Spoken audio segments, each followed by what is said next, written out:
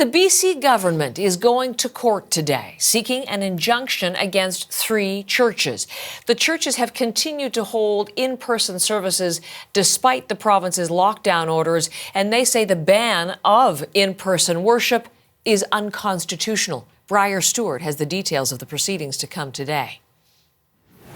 BC is going to court seeking this injunction because 3 churches in the Lower Mainland are continuing to run in-person services despite the fact that there's been a health order in place since November prohibiting them from doing so.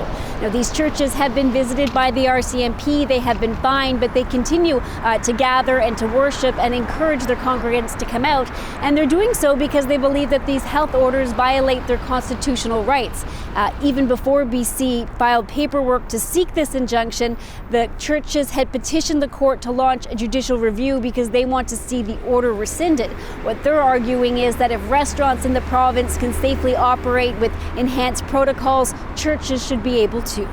The justification for this order is going to be before the court, and our submission is that the violation, the very harsh violation of religious freedom in British Columbia is not justified in these circumstances.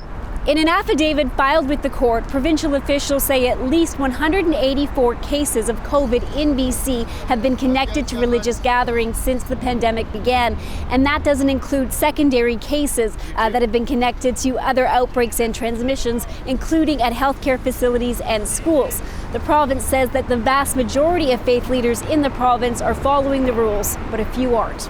We're confident that the public health orders that have been put in place by Dr. Henry and the emergency orders that we put in place are constitutional. We have the ability to do this. We're protecting the public interest.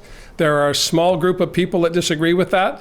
It's not clear whether a justice from the Supreme Court will rule on the injunction today, but if it is granted, it means that police would be able to detain anybody planning to hold a service or attending one in person. Briar Stewart, CBC News, Vancouver.